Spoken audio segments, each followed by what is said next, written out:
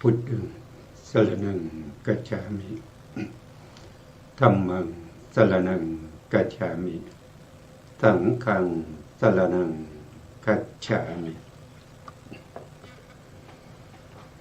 กราบนมัสการพระมหาเถระพระสังฆาธิการพระเถรานุเถระสวัสดีท่านผู้ฟังและผู้ชมทุกท่านกลับมาพบกับรายการพระไตรปิฎกลอยฟ้าครั้งนี้เป็นครั้งที่24ในเรื่องของการสะสมบารมีของพระโพธิสัตว์เพื่อความเป็นพระพุทธเจ้าในแต่ละยุคแต่ละสมัยนะครับได้ศึกษาเล่าเรียนพระธรรมคำสั่งสอนของพระพุทธเจ้าในอดีตสะสมไว้เป็นบารมีไม่ว่าจะเป็นเรื่องของรูปนามปรมัตถธรรมบัญญัติธรรมตลอดไปจนถึงความรู้ความเข้าใจในเรื่องของชีวิตที่เป็นไปในทางโลกนะครับเป็นบารมีที่สะสมยาวนานไม่ว่าจะเป็นทานบารมีศีลบารมีเนกขมะบารมีปัญญาบารมีวิริยะบารมีขันติบารมีสัจจะบารมีอธิษฐานบารมีเมตตาบารมีอุเบกขาบารมี ทั้งมวลนั้นทำมาด้วยความยากลำบากทำมาเป็นระยะเวลายาวนานติดต่อกันทุกภพทุกชาติไม่หยุดไม่หย่อนนะครับด้วยความเคารพในบารมีทั้งหลายเหล่านั้นเพื่อบ่มเพาะอัธยาศัยและบารมีให้เต็มรอบในการที่จะได้ตรัสรู้เป็นพระอรหันตสัมมาสัมพุทธเจ้าในโอกาสต่อไปซึ่งเราก็ศึกษามาจนถึงเรื่องของรูปนะรูปก็คือร่างกายสังขารทั้งหลายนะที่มีวิญญาณครองนะครับกับรูปที่ไม่มีวิญญาณครองเป็นรูปที่ทั่วไปนะครับเช่นจักรวาลภูเขาแม่น้ำพระอาทิตย์พระจันทร์ทั้งหมดทั้งมวลนะครับทั้งที่เป็นสังคตธรรมอสังคตธรรมทั้งหมดทั้งมวลนั้นนะครับต้องศึกษาสะสมไว้เป็นบารมีนะครับเพื่อการตรัสรู้สัพพัญญุตญาณให้ได้มาซึ่งอาณาวรณญาณนะครับอาณาวรณญาณนะครับแล้วก็พระมหากรุณาสมาปฏิญาณยมกะปาฏิหาริญาณ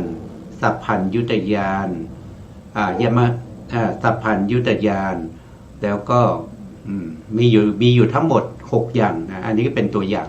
มีอยู่6ญาณด้วยกันที่เป็นอสาธารณญาณมีเฉพาะในพระสัมมาสัมพุทธเจ้าเท่านั้น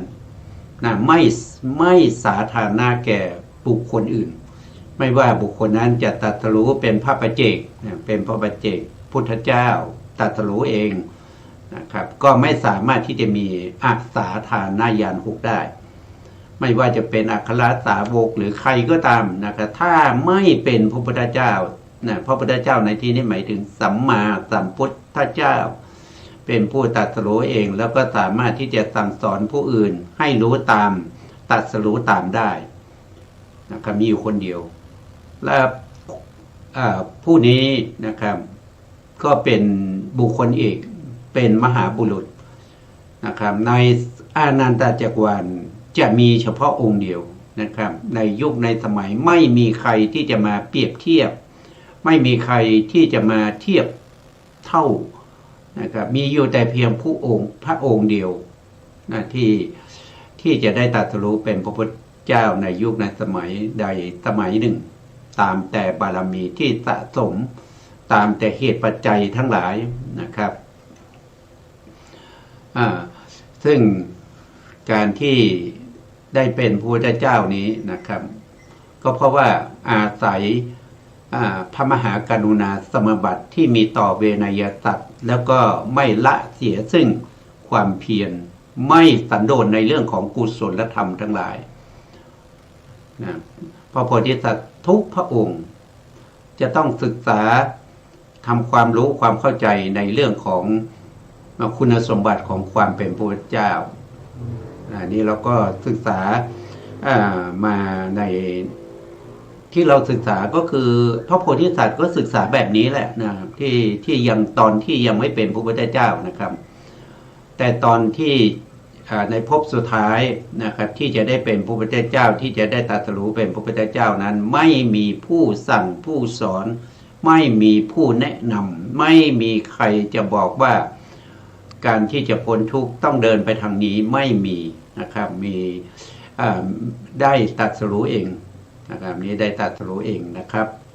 เพราะฉะนั้นพระพุทธเจ้าจึงเป็นผู้ไม่มีครูไม่มีอาจารย์แต่พระพุทธเจ้าเป็นครูของเทวดาและมนุษย์ทั้งหลายนี่เป็นคุณสมบัติของความเป็นผู้เราก็ได้พูดถึงในเรื่องของการเกิดขึ้นของ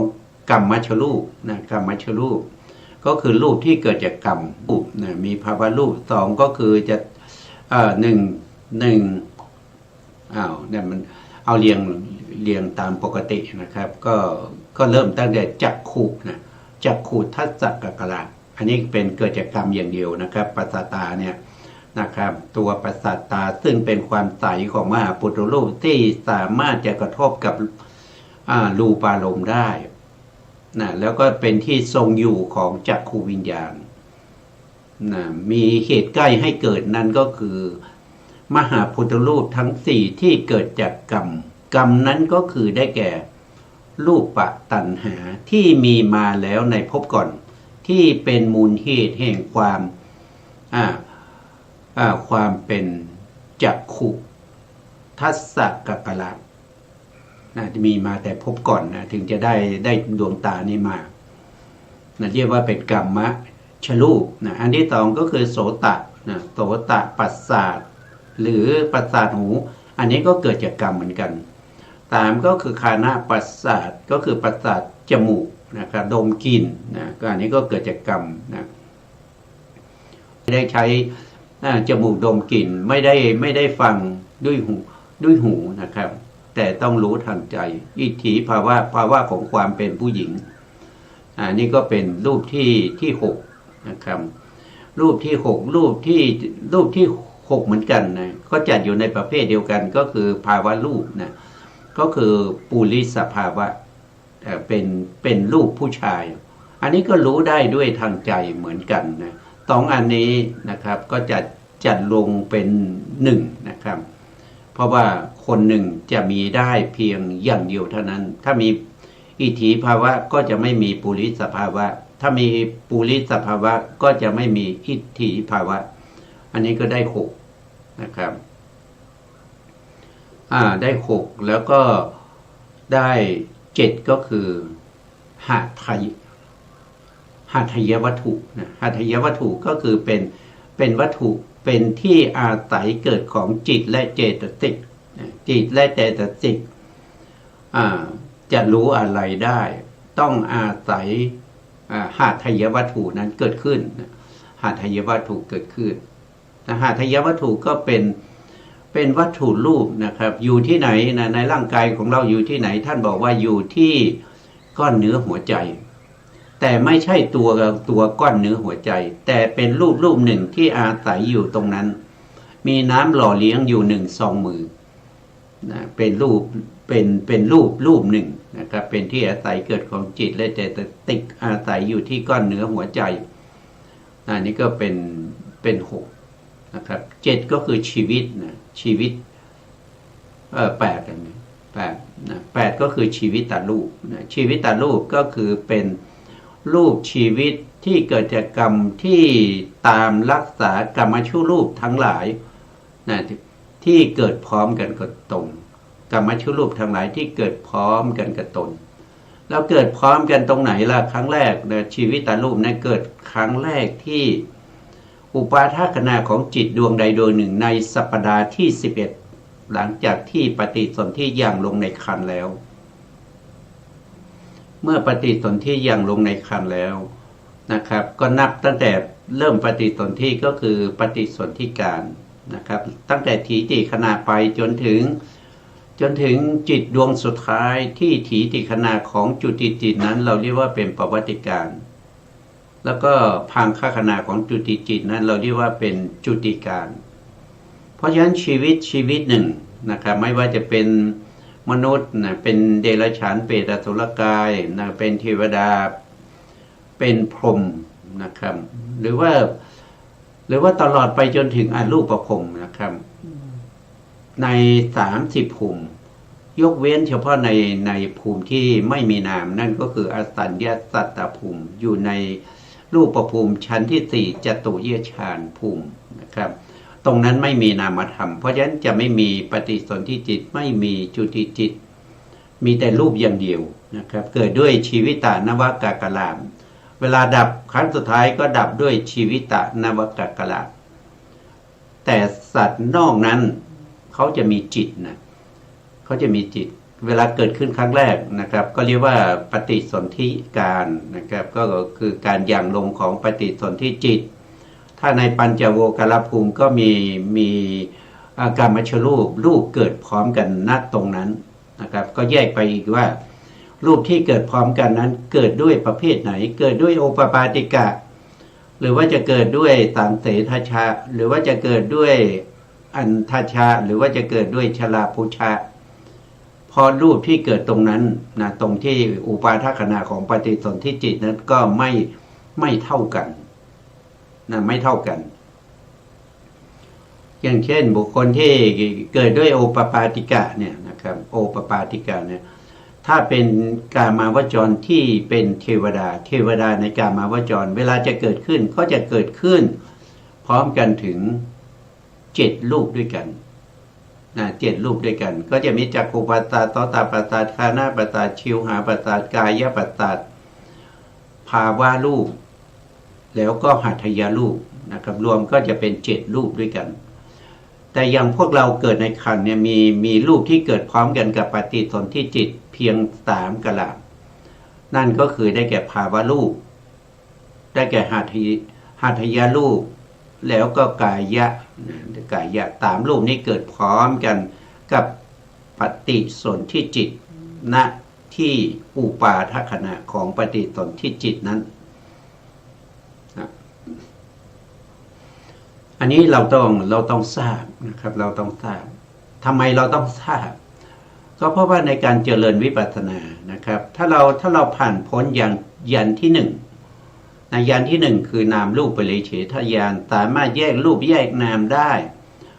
นะครับแล้วก็ยันที่2ก็คือปัจจยปริคหายานก็รู้เหตุรู้ปัจจัยของรูปนามพอเข้ายันที่3สามารถสนาญาณนั้นเราต้องรู้และเข้าใจในเรื่องเหล่านี้เพราะมีการเจริญในเรื่องของรูปที่เกิดขึ้นนะครับตั้งอยู่ดับไปแล้วก็นามด้วยนะโดยมากเขาจะพิจารณาเขาจะส่งเคราะห์ในเรื่องของอนิจจังทุกขังอนัตตาอนิจจังทุกขังอนัตตานั้นก็คือเป็นอะไรก็คือเป็นลักษณะอาการของรูปและนามนั่นเองรูปและนามนั่นเองแต่ถ้าเราไม่รู้ในเรื่องของการเกิดขึ้นของรูปความดับไปของรูปว่ารูปไหนเกิดตรงไหนอย่างไรแล้วไปดับตรงไหนแล้วดับครั้งสุดท้ายตรงไหนเนี่ยเราจะเจริญในเรื่องของ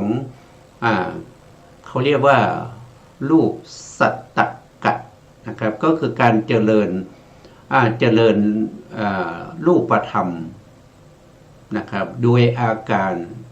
7อย่างด้วยกันนะโดยอาการ7อย่างด้วยกันก็คือ1ก็คือต้องมีการพิจารณาถึงความเกิดและความดับ2ก็คือพิจารณาถึงความเกิดขึ้นแล้วก็ความเสื่อมไปในแต่ละวัยนะในแต่ละวัยในแต่ละช่วงนะครับนะแล้วก็จะต้องพิจารณาถึงว่าสิ่งเหล่านี้นะครับมันไม่เที่ยงมันเป็นทุกข์มันเป็นอนัตตามันไม่ใช่เราไม่ใช่ของเราไม่ใช่อัตตาของเรา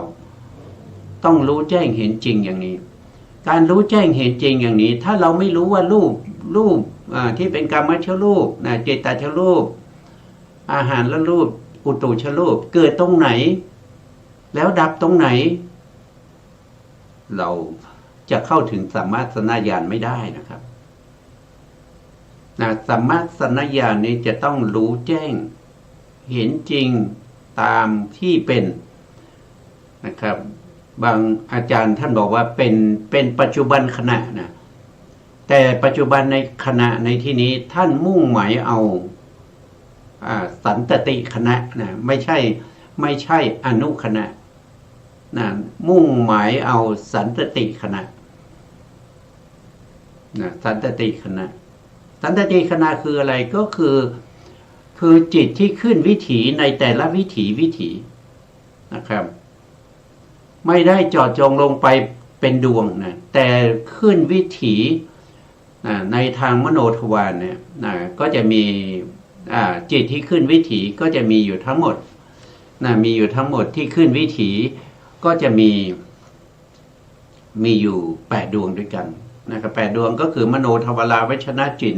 1แล้วก็ชวนาเกิดดับอีก7 ดวงนะเกิดดับอย่างนี้7 ดวงรวมกันก็จะเป็นจิตที่ขึ้นวิถีมีอยู่8 ดวงจิตที่ขึ้นวิถี8 ดวงนี้จะต้องรู้อะไรก็คือรู้รูปนะครับที่ท่านบอกว่าเป็นรูปสัตตกะนะก็คือการเจริญรูป7 หมวดด้วยกันนะครับแล้วก็ยังมีในเรื่องของการเจริญนามธรรมที่เรียกว่าโดยทั่วไปจะเรียกว่าเป็นนามนั่นก็คือได้แก่รูปสัตตกะอันนี้ก็พิจารณารูปพิจารณานาม7 วิธีด้วยกัน7 อาการด้วยกันนะครับรูปกับนามที่เกิดร่วมกันนะครับเกิดขึ้นแล้วมีนามมีนามคือจิตนั่นแหละตามรู้ว่าอันนี้คือรูปอันนี้คือนามรูปนี้เกิดจากอะไรนามนี้เกิดจากอะไรแล้วก็รูปนี้มันเกิดขึ้นตั้งอยู่แล้วดับไปมันไม่ใช่เราไม่ใช่ของเราแล้วก็ไม่ใช่อัตตาของเราเขาเกิดด้วยเหตุด้วยปัจจัยแล้วก็ดับไปด้วยเหตุด้วยปัจจัยไม่มีบุคคลใดคนหนึ่งสร้างมันขึ้นมาหรือเป็นผู้ที่บังคับบัญชาให้มันเป็นไปตามต้องการของผู้มีอำนาจไม่ได้ไม่มีใครที่จะมีอำนาจเหนือความเป็นอนิจจังทุกขังอนัตตาของสังขารธรรม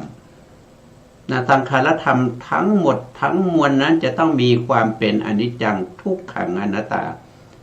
เป็นลักษณะเป็นสภาวะของสังขารธรรมเหล่านั้นนะครับทำทั้งหมดในจักรวาลนะครับยกเว้นเฉพาะนิพพานแล้วก็บัญญัติเท่านั้นนะนอกนั้นจะเป็นสังขารธรรมที่ถูกปรุงแต่งด้วยปัจจัยทั้งสิ้นเลยนะครับไม่ใช่เป็นเรื่องเล็กน้อยนะครับที่เราจะได้พ้นทุกข์ด้วยการไม่รู้สิ่งเหล่านี้นะครับบางคนก็ว่าไม่ต้องรู้ไปทำไมนะก็ไปปฏิบัติเลยแล้วถามว่าคุณปฏิบัติมากี่ปีแล้วนะครับที่คุณไม่ได้ศึกษาพระธรรมคำสั่งสอนของพระเจ้าในคุณปฏิบัติตามที่อาจารย์คุณบอกนะมากี่ปีแล้วคุณได้ถึงระดับไหนคุณได้เป็นโสดาบันหรือยังการที่เราไม่ได้ประพฤติปฏิบัติตามคำสั่งสอนของพระเจ้าไม่ได้เป็นไปตามวิปัสสนาสมถะแล้วก็ศีลนะครับอันนี้นับจากข้างบนลงมานะครับถ้าว่าโดยตรงก็คือศีลสมถะวิปัสสนาต้องคู่กันนะครับต้องคู่กันต้องไปด้วยกันนะถ้าใครบอกว่าไม่ต้องทำไม่ต้องศีลหรอกไม่ต้องสมาธิเจริญวิปัสสนาเลยนะอันนั้นมันเป็นมิจฉาทิฏฐินะครับพระพุทธองค์ไม่ได้สอนอย่างนั้นนะไม่ได้แสดงไว้อย่างนั้นนะเบื้องต้นคือศีลนะครับเบื้องต้นคือศีลบริสุทธิ์มันจะทำให้เกิดความไม่เดือดร้อนใจทำให้มีอวิปปิสารคือความไม่เดือดร้อนใจถ้าใครที่ผิดศีลมานะครับคนนั้นจะเดือดร้อนใจเมื่อเดือดร้อนใจสมาธิไม่เกิดนะครับถ้าผู้ที่ มีศีลบริสุทธิ์นะนึกถึงศีลก็เกิดจิตผ่องใสนะครับศีลบริสุทธิ์เป็นเหตุให้เกิดอวิปปิสารคือความไม่เดือดร้อนใจความไม่เดือดร้อนใจเกิดขึ้นก็จะมีปราโมทย์ปราโมทย์ก็เป็นปิติอ่อนๆนะครับปราโมทย์มากขึ้นก็เป็นปิตินะมีปิตินะครับอวิปปิสารปราโมทย์ปิติเกิดปิติเกิดสุขเกิดสุขแล้วก็เป็นเหตุให้เกิดสมาธินะเป็นเหตุให้เกิดสมาธิ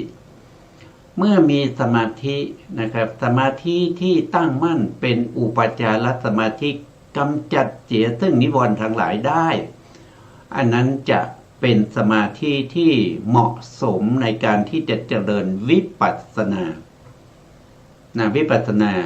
นะครับวิปัสสนาก็คือการรู้แจ้งเห็นจริงรูปนามตามความเป็นจริงที่เขาเป็นนะครับเราพึงกระทำความเพียรเพื่อให้รู้ตามความเป็นจริงของรูปนาม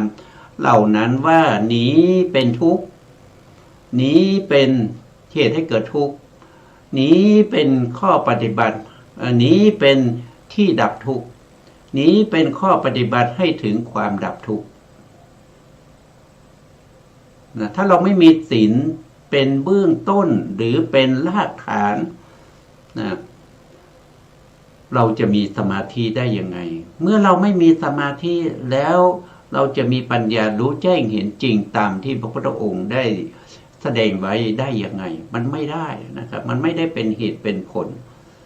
มันไม่ได้เป็นเหตุเป็นผลกันนะครับเพราะฉะนั้นเราก็จึงต้องรู้ไปเพื่ออะไรสะสมบารมีครับสะสมบารมีเพื่อการตรัสรู้ในโอกาสที่บารมีของเราเต็มรอบนะครับเต็มรอบก็พูดมาก็เรื่องของรูปอยู่นะครับรูปอยู่ตามที่เราได้รับทราบนะครับว่าเราพูดถึงเรื่องของรูปที่กำเนิดอะไรก็อันทัชชากำเนิดก็คือเกิดในไข่นะครับแล้วก็ชราพุชชากำเนิดก็คือบุคคลที่เกิดในครรภ์ก็จะมีรูปเป็นไปอย่างนี้นะครับหนึ่งก็คือกรรมชรูปสามกลาบนะครับมีกายทัตตกลาภภาวะทัตตกลาภแล้วก็วัตถุทัตตกลาภเกิดพร้อมกับปฏิสนธิจิต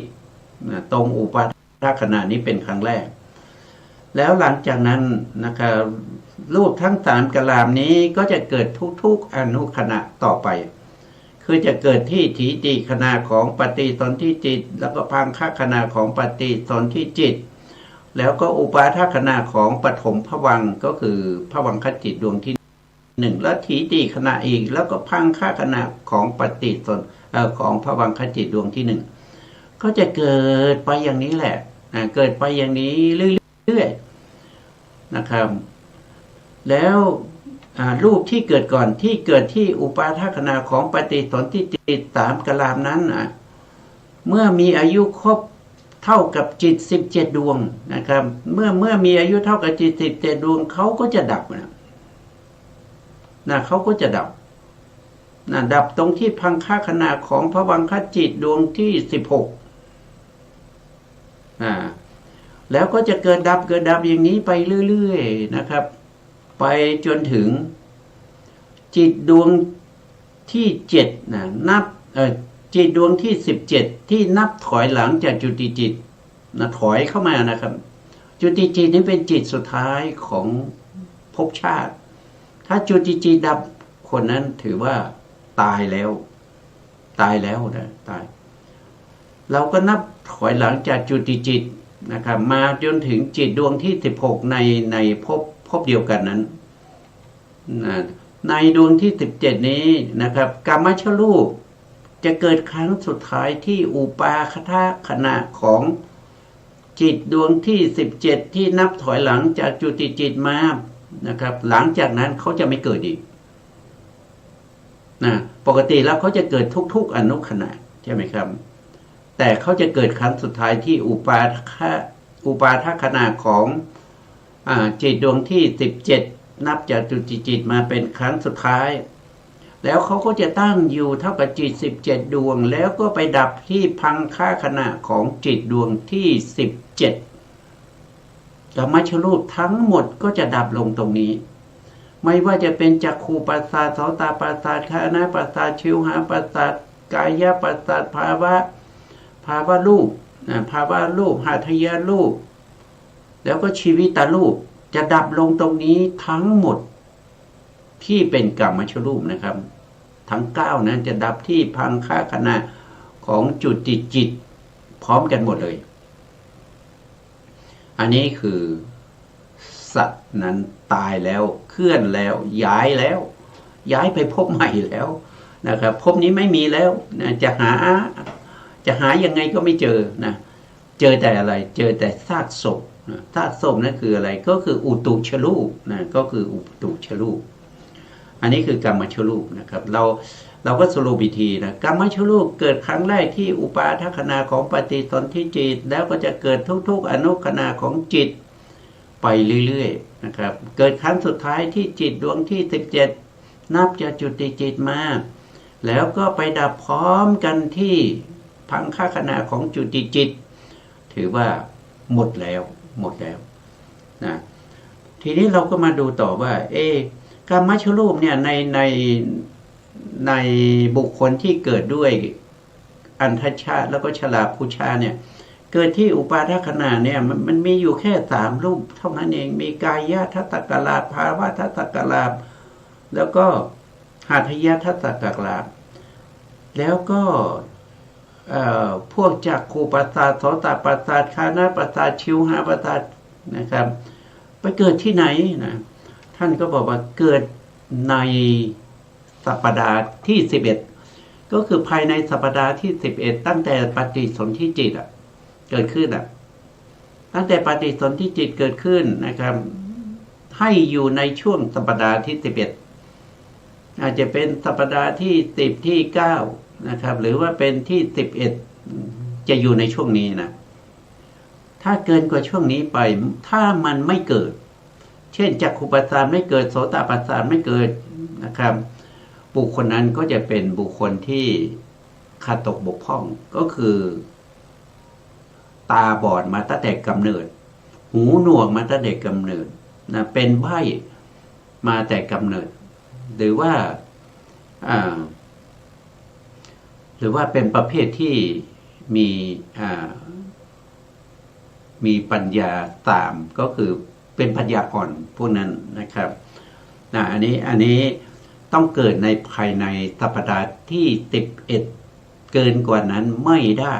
แต่จะเกิดช่วงไหนในสัปดาห์ที่11ในไม่แน่นอนนะครับไม่แน่นอนอาจจะเป็นสัปดาห์ที่1ที่2ที่3ก็แล้วแต่ไม่เกินสัปดาห์ที่11รูปเหล่านี้ต้องเกิดให้ครบ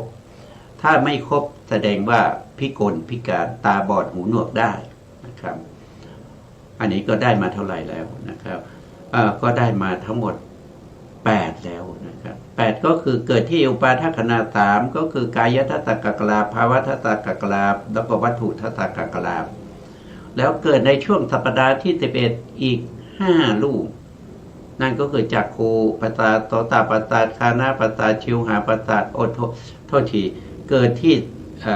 สัปดาห์ที่ภายในสัปดาห์ที่11นะครับไม่มีกายนะไม่มีกายเพราะกายเกิดที่อุปาทขณะของปฏิสนธิจิตแล้วก็ไม่มีกายนะ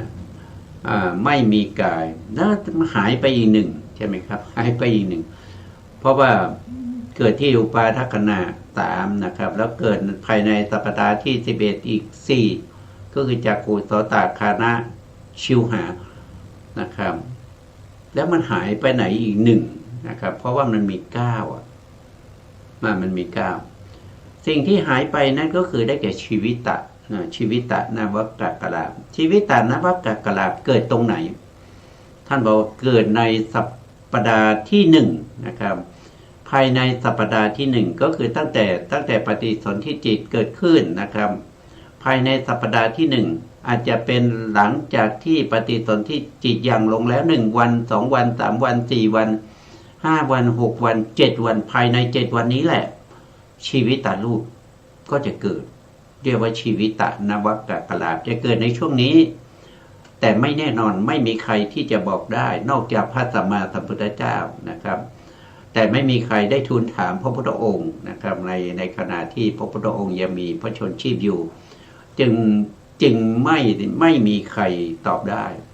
เพียงแต่ตอบว่าจะอยู่ในช่วงนี้เท่านั้นเอง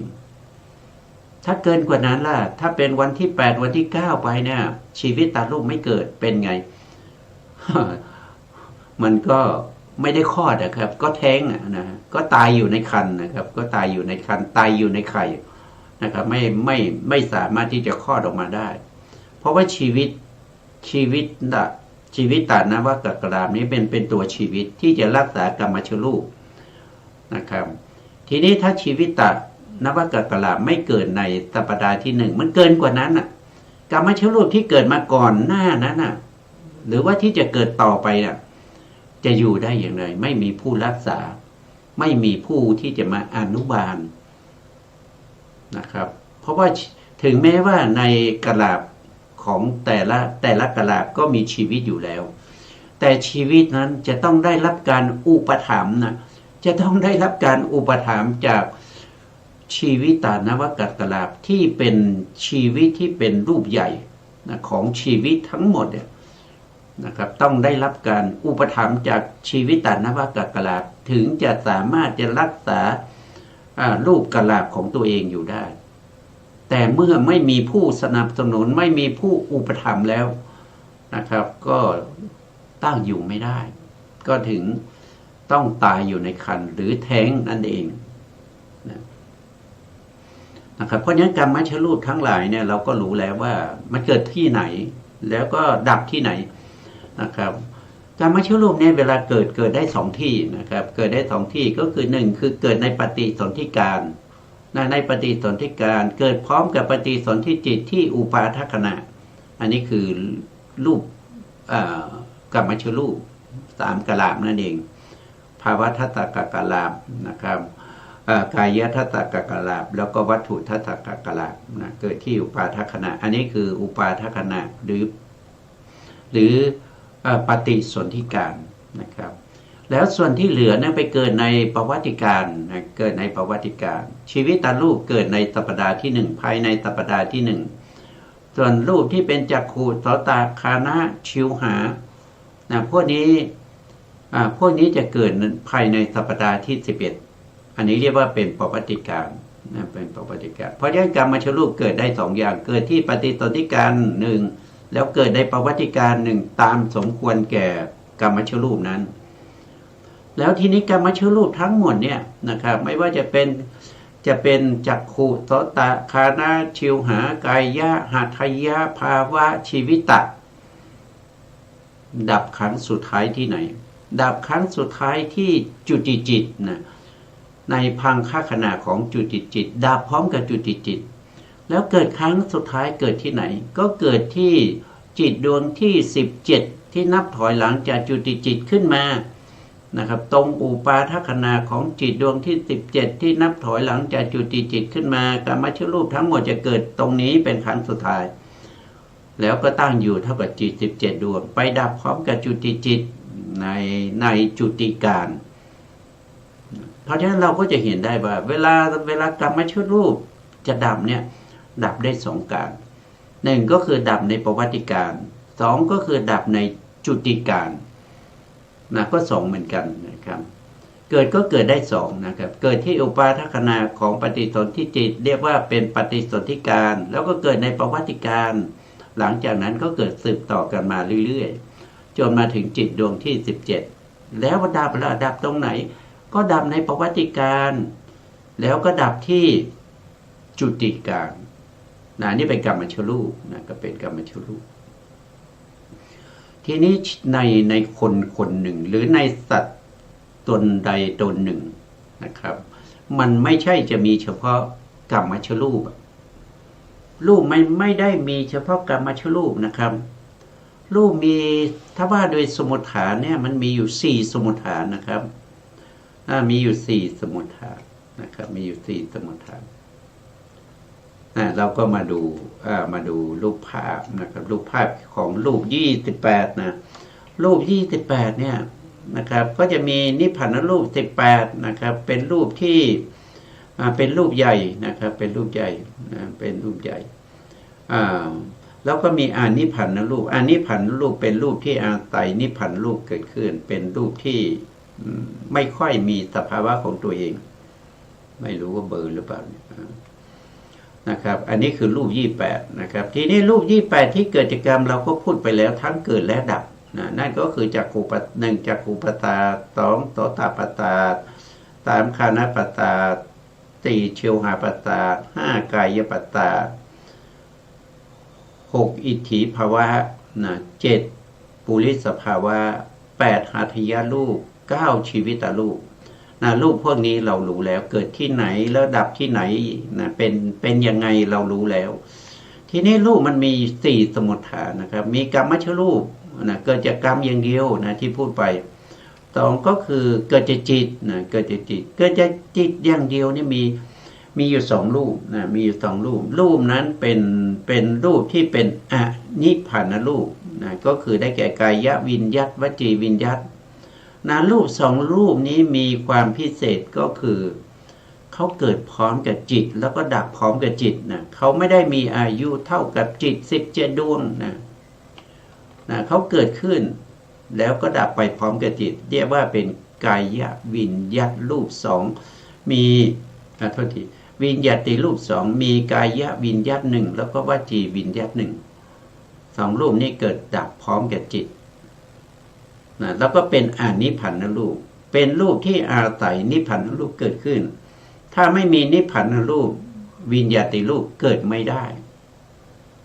เกิดไม่ได้เลยนะครับเพราะเขาอาศัยนิพพานรูปเกิดขึ้นอันนี้เราก็รู้แล้วเกิดพร้อมกับจิตแล้วก็ดับพร้อมกับจิตแล้วมันเกิดพร้อมกับจิตตรงไหนแล้วดับพร้อมกับจิตตรงไหนท่านก็บอกว่ากายวิญญาตและวจีวิญญาตเนี่ยเกิดพร้อมกับจิตได้32ดวง32ดวงนะครับ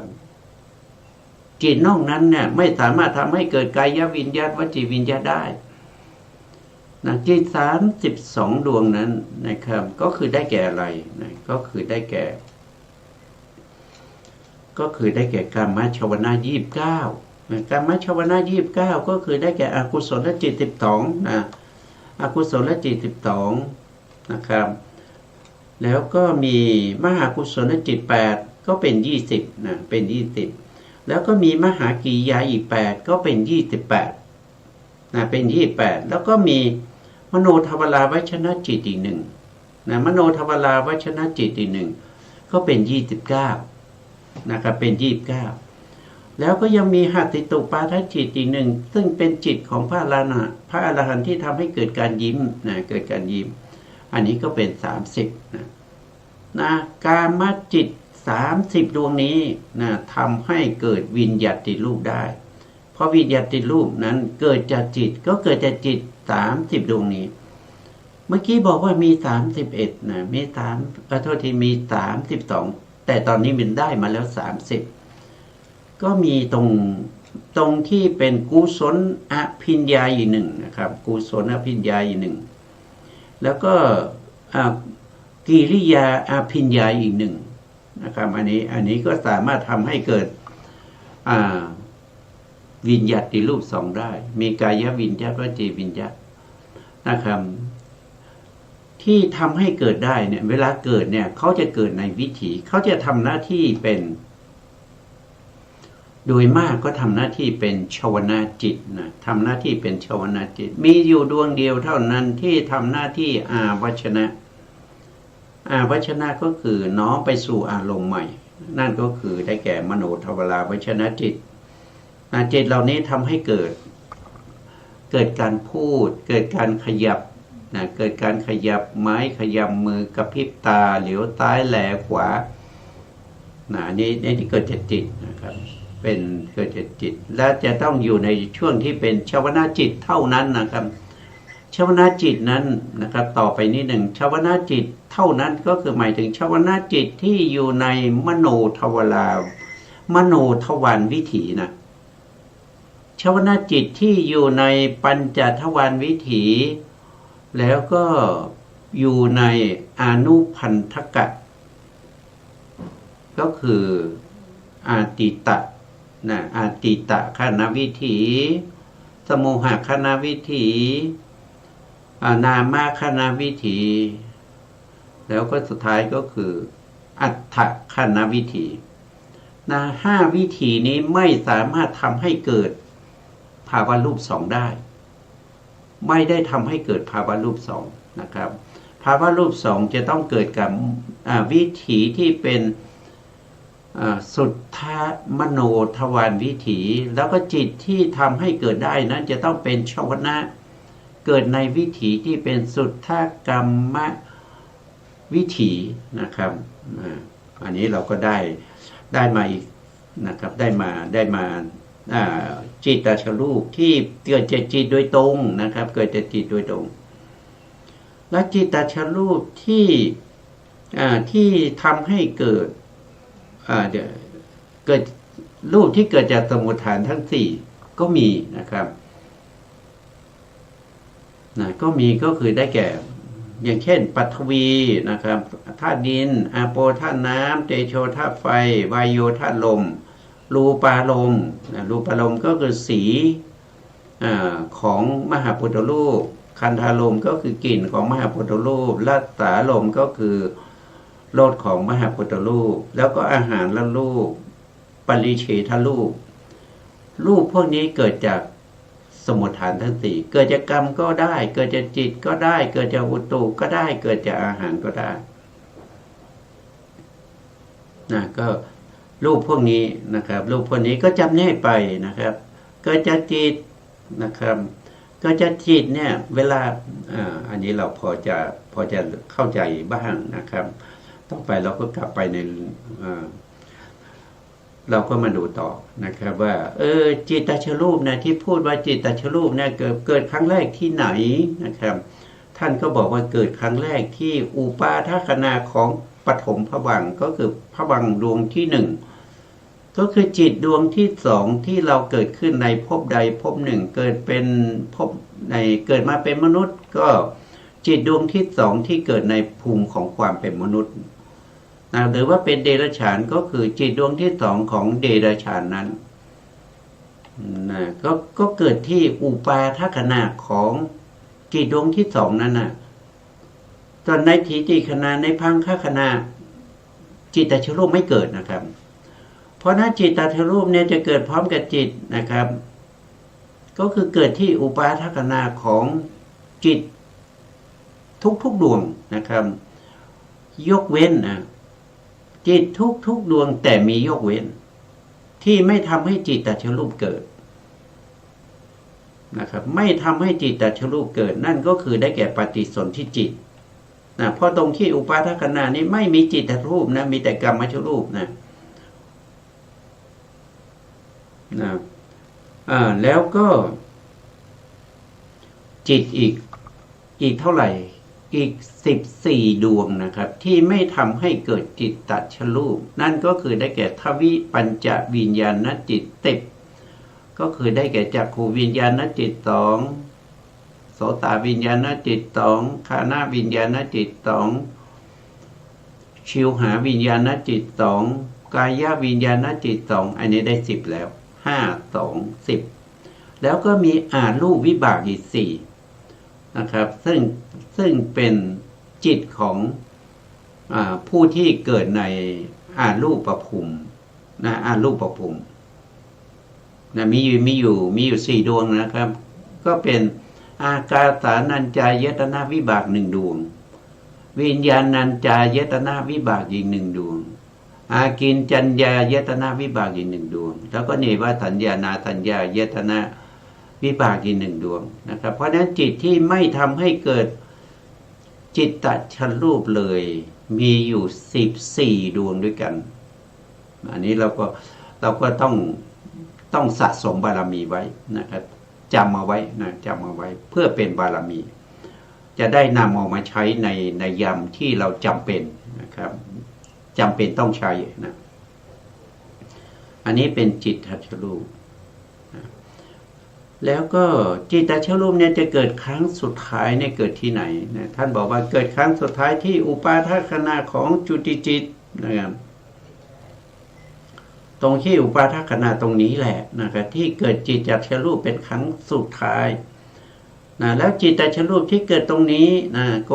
เกิดตรงนี้คือตรงที่อุปาทขณะของจุติจิตนั้นก็จะตั้งอยู่นะครับยกเว้นเฉพาะสองรูปที่พูดไปนะครับนั่นก็คือวิญญาติรูปนะเขาเกิดพร้อมกับจุติจิตแล้วก็จะดับพร้อมกับจุติจิตนะแต่ตอนนั้นจะเกิดหรือไม่คงไม่เกิดนะครับไม่เกิดเพราะว่าเขาไม่ได้เป็นชาวนาจิตนะในมโนทวารวิถีแต่นี้เป็นจุติจิตเขาจะไม่เกิดตรงนี้นะส่วนจิตตชรูปอื่นๆนะครับก็จะเกิดครั้งสุดท้ายตรงนี้แหละเกิดครั้งสุดท้ายตรงนี้แล้วก็ตั้งอยู่นะเท่ากับจิต17 ดวงแล้วก็ดับไปก็หมดสิ้นแล้วซึ่งจิตตชรูปกามชรูปก็หมดสิ้นตรงที่พังค่าขณะของจิตตชรูปทั้งหมดเลยนะทั้ง9 รูปต้องมาหมดตรงนี้หมดเลยจะไม่ล่วงไปนะจะไม่ล่วงไปหลังจากจุติจิตแล้วแต่จิตตชรูปนี้เกิดครั้งสุดท้ายตรงที่อุปาทขณะของจุติจิตนี้จะล่วงไปอีกนะครับแต่ล่วงไปอีกถึงไม่มีจิตแล้วเพราะจุติจิตเกิดขึ้นแล้วตายแล้วนะแต่จิตตชรูปนั้นจะมีอายุล่วงไปอีกเท่ากับจิต17 ดวงนะจิต17 ดวงนี้สมมุติขึ้นมานะสมมุติขึ้นมาแล้วก็เท่ากับจิต17 ดวงเท่านั้นนะครับนะอันนี้ก็เป็นจิตตชรูปนะอันนี้เป็นสมมติฐานที่2นะครับสมมติฐานที่1คือกรรมชรูปสมมติฐานที่2คือจิตตชรูปต่อไปเราก็ไปดูต่อนะครับไปดูต่อว่าสมมติฐานที่3คืออะไรนะท่านก็บอกว่าสมมติฐานที่3คืออุตุชรูปนะเป็นอุตุชรูปแล้วทีนี้อุตุชรูปเนี่ยเกิดครั้งแรกที่ไหนนะท่านก็บอกว่าอุตุชรูปเนี่ยเกิดครั้งแรกที่อุปาทขณะของปฏิสนธิจิตนะเกิดตรงนี้นะเกิดตรงนี้เป็นครั้งแรกอุตุชรูปนั้นเรียกว่าอะไรก็เรียกว่าเป็นกัมมปัจจยอุตุชรูปเกิดขึ้นครั้งแรกที่ถีติขณะของปฏิสนธิจิตแล้วเขาก็จะเกิดถัดจากกรรมชรูปไปเรื่อยๆนั่นก็คือเกิดทุกๆอนุขณะของจิตไปเรื่อยๆนะครับนี่คือกรรมปัจจยอุตุชรูปแล้วกรรมปัจจยอุตุชรูปเนี่ยเกิดครั้งสุดท้ายที่ไหนเขาบอกว่าเกิดครั้งสุดท้ายที่ถีติขณะของจิตดวงที่17ที่นับถอยหลังจากจุติจิตขึ้นมาแล้วไปดับลงที่ไหนนะก็ไปดับลงที่หลังจากจุติจิตไปแล้วนะหลังจากจุติจิตไปแล้ว1 ขณะจุติจิตพังค่าขณะนี้อุตุกรรมปัจจยอุตุชรูปยังไม่ดับนะเลยไป1 ขณะนะเลยไป1 ขณะเขาจะดับตรงนั้นนะเขาจะดับตรงนั้นแล้วทีนี้อุตุชรูปนี่ไม่ใช่จะมีเฉพาะกรรมปัจจยอุตุชรูปนะครับยังมีอุตุชรูปประเภทที่เป็นอุตุปัจจยอุตุนะอุตุปัจจยอุตุปัจจยอุตุเนี่ยเกิดครั้งแรกที่ไหนก็เกิดครั้งแรกที่พังค่าขณะของปฏิสนธิจิตพังค่าขณะของปฏิสนธิจิตก็จะเกิดอุตุปัจจยอุตุชรูปแล้วก็จะเกิดที่ไหนก็เกิดทุกๆอนุขณะไปอย่างนี้นะครับไปอย่างนี้ตลอดไปนะครับตลอดไปท่านบอกว่าจะเกิดอย่างนี้ไปเรื่อยๆนะครับแล้วหลังจากนั้นนะครับก็จะมีอุตุปัจจยอุตุที่เกิดขึ้นอีกมากมายนะครับต่อไปเรื่อยๆนะครับเกิดครั้งสุดท้ายที่ไหนตอบไม่ได้นะตราบเท่าที่จักรวาลนี้ยังมีอยู่นะครับอุตุปัจจยอุตุทั้งหลายเหล่านั้นก็ยังเกิดดับไปเรื่อยๆจนกว่าโลก หรือจักรวาลจะถูกทำลายนะครับถูกทำลายจนสิ้นซากไม่เหลืออะไรนะครับที่เราได้ศึกษาแล้วนะครับว่าจักรวาลเนี่ยมีอายุเท่ากับจักรวาลมีอายุเท่ากับแต่1/4ของมหากัปนะครับที่เราได้ศึกษากันผ่านไปนะเพราะฉะนั้นอุตุชรูปนี้จะไปดับเอาสุดท้ายก็คือโลกนั้นพินาศวอดวายไม่เหลืออะไรนะครับเหลือแต่ความเบิงบางตรงนั้นแหละอุตุชรูปเหล่านี้ก็จะหายไปอันนี้เราก็จะต้องรู้เรื่องของอุตุชรูปนะครับวันนี้เรื่องของอุตุชรูปในก็ยังไม่จบนะครับก็ยังไม่จบแต่ว่าเวลาเราใกล้จะหมดแล้วนะครับเพราะฉะนั้นเราก็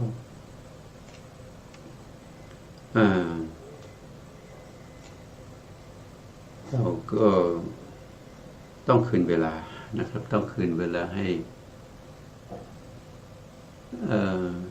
ทำไมเป็นอย่างนี้น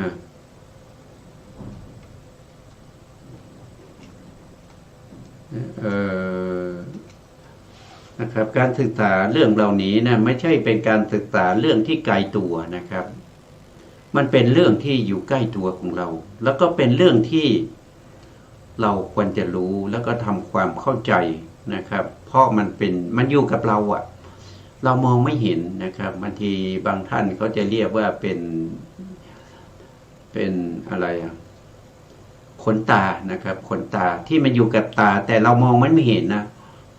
ไม่มีใครมองเห็นนะครับนอกจากเราจะใช้กระจกเงานะครับมาส่องเราถึงจะเห็นนะครับสิ่งเหล่านี้ก็เช่นเดียวกันนะมันอยู่ในร่างกายของเรานี้แหละแต่เราไม่รู้ไม่เห็นนะครับถ้าไม่มีพระสัมมาสัมพุทธเจ้านะครับที่ได้ทรงแสดงสิ่งเหล่านี้ด้วยพระมหากรุณาธิคุณหวังประโยชน์แก่สัตว์ทั้งหลายหวังประโยชน์ให้สัตว์ทั้งหลายเนี่ยข้ามพ้นจากวัฏสงสารนะครับจึงได้อุตส่าห์สร้างบารมีมายาวนานนะครับแล้วก็ได้ความรู้ความเข้าใจเหล่านี้มาสั่งสอนเวนยสัตว์ทั้งหลายให้รู้ตามเพื่อที่เวนยสัตว์เหล่านั้นจะมีอัธยาศัยตรงต่อมรรคผลนิพพานได้ตรัสรู้ตามพระพุทธองค์เข้าถึงความสุขนะครับที่เป็นสันติลักขณังก็คือเป็นสุขที่ข้ามพ้นจากกามสุขนะครับกามสุขหรือว่าสุขในฌานทั้งหลายนะครับไม่ได้เชี่ยวที่16ของสุขที่เป็นโลกุตระนะครับมันไม่เหมือนกันนะครับเพราะเรายังไม่เคยได้สัมผัสเราจึงไม่รู้ไม่เห็นไม่รู้ไม่เห็นไม่ใช่ว่าไม่มีนะครับมันมีอยู่นะครับเพียงแต่เราไม่รู้ไม่เห็นแต่ถ้าเรารู้เราเห็นแล้วเราก็จะเป็นก็จะมีชีวิตไปอีกแบบหนึ่งนะครับซึ่งเป็นชีวิตที่พ้นจากวัฏสงสารนะครับวันนี้เวลาหมดแล้วสุดท้ายนี้ก็ขอกราบขอบคุณพระครูสมุทรวิโทวัฒน์วรกิจโจผู้อำนวยการสถานีวิทยุเพื่อการศึกษาพระพุทธศาสนาและวัฒนธรรม FM 104.5 เมกะเฮิรตซ์วัดไผ่หินจังหวัดเชียงใหม่และขอกราบขอบคุณพระครูปริยัติญาณุตาขอบคุณท่านผู้ฟังและผู้ชมทุกท่านนะครับที่ให้เกียรติติดตามในรายการพระไตรปิฎกลอยฟ้าพบกันใหม่ในครั้งต่อไปครับวันนี้ลาไปก่อนครับสวัสดีครับ